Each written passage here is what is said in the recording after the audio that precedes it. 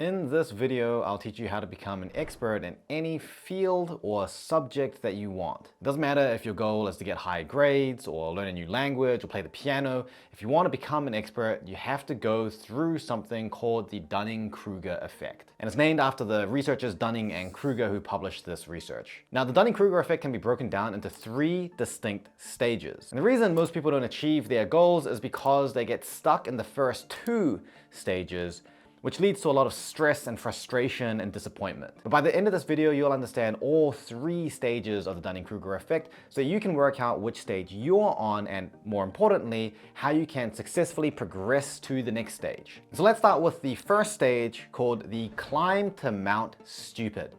And this stage is by far the most dangerous stage. If you look at all the people who fail to achieve their goals, most people failed because they couldn't move past this first stage. So I'm gonna spend some time to help you understand why this stage is so dangerous and how you can push yourself through it. And the easiest way to understand the stage and why it's so dangerous is using something called the Dunning-Kruger graph. So all 3 stages of the Dunning-Kruger effect are defined by the same 2 variables: confidence and skill. Confidence refers to how confident you feel in your level of skill or expertise. This is purely subjective. On the other hand, skill is how good you actually are at something, and this is objective. You can actually perform and get results that show it. So let's say to achieve our dream goal, like getting top grades and then entering into our dream career pathway, we need to have a level of skill that's somewhere around here. But when we're first learning and trying to improve our skills to reach this goal, we're in the first stage of the Dunning-Kruger, and so our skill level is all the way over here. And so what happens in this stage 1 is that our skill goes up by a small amount, but our confidence shoots up rapidly. So we call this the climb to Mount Stupid because we're very confident without being very skilled, and the peak of Mount Stupid is right here. And by the way, I don't know who made these names, but they are absolutely savage. And so obviously being in stage 1, the climb to Mount Stupid, is a very dangerous place to be if you want to achieve your goals, because you definitely do not have the skills necessary to achieve your goal, but you believe you do. You are way overconfident. We essentially don't know enough to realize how much we don't know. And I see this all the time in learning skills and learning to learn, where someone will watch a few videos or read some articles about using flashcards or active recall, and then they have supreme confidence. Like they think they've got learning completely figured out, even if in some cases they're still not actually that successful yet. But here is the dangerous part about stage 1 and being on Mount Stupid that you need to understand. It's not just the fact that you become overconfident. The problem and the danger is that most people will get to this point, the peak of Mount Stupid, and they just stay there. They stay unskilled and overconfident. But why? Why do so many people get stuck here? Well, it's because of something that researchers call the dual burden of incompetence. The dual burden of incompetence means that you don't have the skills to achieve your goals, but you also don't know that you don't have the skills to achieve your goals. And what that means is that your skills stop improving at stage 1. After all, if you are really confident in something, then you have less motivation and you're not as open-minded to learn more about it. So the question is, how do we move past stage 1? Because obviously we need to get our skills all the way through to there to achieve our goals. Well, the first way is what happens to most people, which is that you stay overconfident and then you continue to fail, and you fail and fail and fail so many times that you realize surely you must be missing something and your confidence is forcibly cracked open. Or there is a less traumatic way of achieving this, and that's with a technique called a pre-mortem analysis. And using a pre-mortem analysis can help you to move past stage 1 without needing to repeatedly fail. So what is a pre-mortem? Well, a post-mortem in medicine is an examination that doctors do on someone that's deceased to examine the body and figure out the cause of death. A pre-mortem analysis is where you assume something terrible has happened, and then you ask yourself, why it happened. The technique that was created by a cognitive psychologist called Gary Klein and published in the Harvard Business Review in 2007 and has since been used all over the world. And by assuming that a disastrous outcome has happened and then writing down all the reasons that may have happened, it forces us to challenge our assumptions and challenge our beliefs. It takes confidence out of the picture.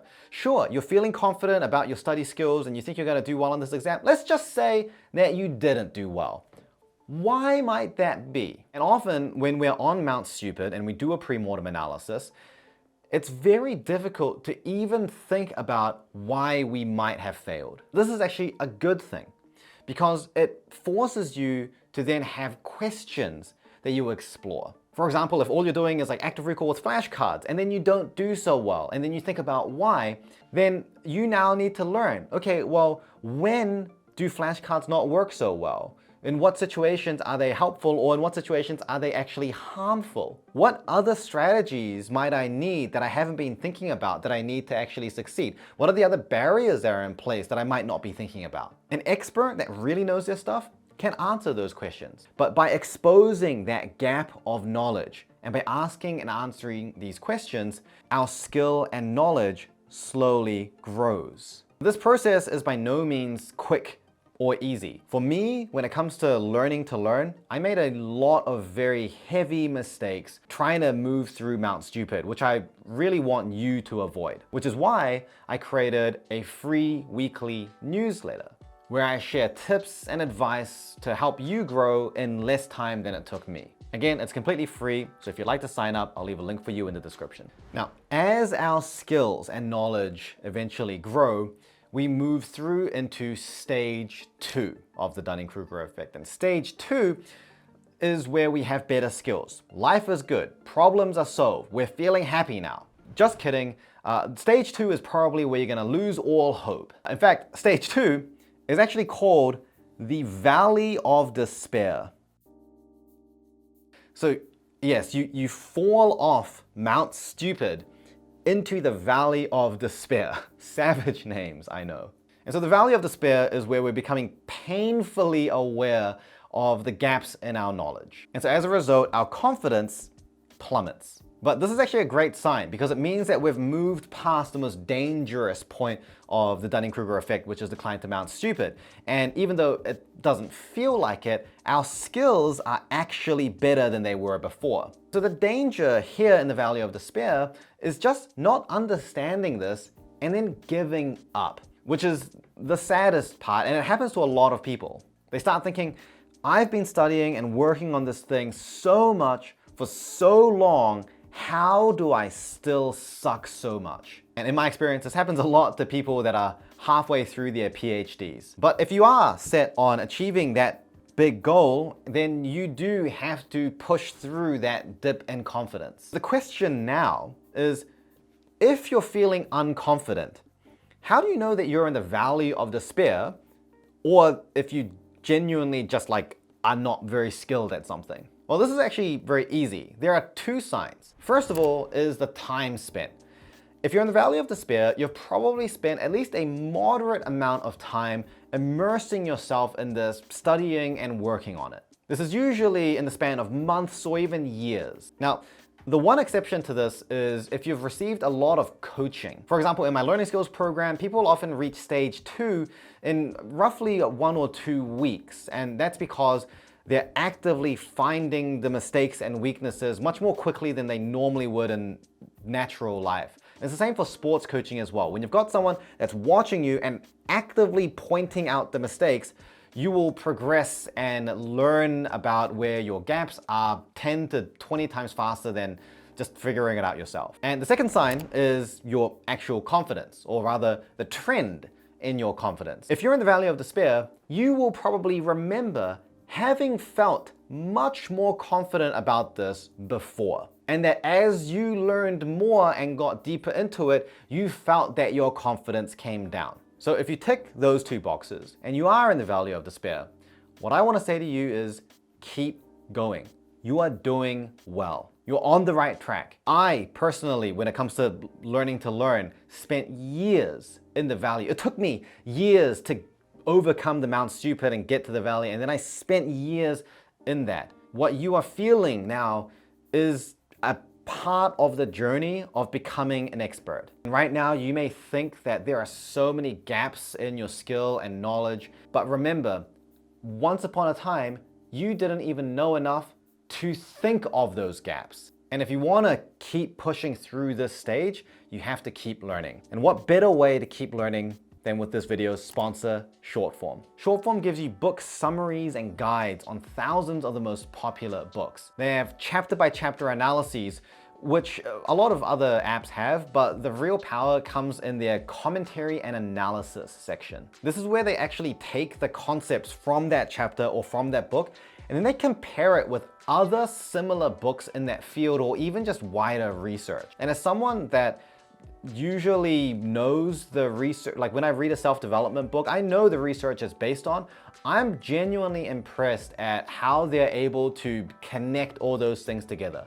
It'll even tell you if there's a concept in a book that disagrees with the wider research so that you can be more skeptical about it. It saves a lot of time and it helps you keep an open mind while you're navigating through Mount Stupid. I've been reading How to Change by Katie Milkman, which is a book on how to use evidence-based psychology to create positive behavioral change, and it's already given me a lot of new things to think about. If you want to give it a go yourself, you can use my link, shortform.com/JustinSung, and it'll give you an unlimited free trial on thousands of books, as well as a 20% extra discount on an annual subscription. The link's in my description if you want to sign up. Now, once you push through stage 2, you enter the third and final stage, which is called the slope of enlightenment. And in this stage, congratulations, you can finally say that you are an expert. This is when we have that growing level of confidence, but we also have that level of skill. And for complex skills, including learning to learn, it takes years and years to get to this stage. And if right now you are all the way back here, then you probably don't even need to get all the way to the end to achieve your next goal. Like, you don't need to be a Nobel-winning physicist to do well in your next physics exam. In fact, to actually just smash your next immediate goal, you might only need to increase your skills to somewhere around here. But if your ultimate goal is challenging, like living your dream career, then you will eventually, with time, need to move through all 3 of these stages. And what's important is not just getting to stage 3 as quickly as possible. What's important is progressing through the stages without getting stuck and without giving up. FYI, for me, I've spent now over 11 years reading, learning science research, and coaching tens of thousands of people, and really dedicating my life to becoming the best learning coach I can be. And I would probably put myself somewhere around here at the moment. And it's probably like another 10 years before I get to somewhere like here. But I do have to mention something about these stages of the Dunning Kruger effect, and it's a little controversial, which is that some people will say that everything that I've talked about in this video, the Dunning Kruger effect, the graph, all the stages, that it's not real. They say that the Dunning Kruger effect, it doesn't exist. Why do they say that? Well, they say it's because the original research by Dunning and Kruger in 1999 doesn't show this graph. And I have a confession, they're right. Kind of. The original research from 1999 does not show a graph that looks like this. In fact, the original research has a graph that looks a little bit more like this. And no one actually knows where this graph that's so popular now came from, or who gave these savage names. But ironically, I think that the people who make all these videos saying that the Dunning Kruger effect isn't real might be on Mount Stupid about the Dunning Kruger effect. Because if you go and read even more at the dozens or even hundreds of studies that were conducted in the last 25 years since the original paper was published, which I have read a lot of, you'll see that this Dunning Kruger relationship where people overestimate their confidence and aren't very good at assessing their real levels of skill has been found repeatedly in multiple studies, especially when it comes to learning to learn. And so while I admit that this graph and some of the things that I talked about have been simplified for social media, the concepts and the stages are things that have been backed by a huge body of research over the years. FYI, the research is pretty complicated, so if you want me to go into it in more detail, let me know in the comments. But if what matters to you is achieving your goals and building your skills, then it is also practically safer for you to believe that the Dunning Kruger effect is real, just in case you fall into an overconfidence trap. Because at the end of the day, I want to, with these videos, help you to become a more confident learner, but not an overconfident learner. You need to see your gaps and mistakes to really achieve your goals. So those are the 3 stages of becoming an expert. And to help you on your journey, here's another video that I recommend to help you keep progressing through the 3 stages of the Dunning Kruger effect.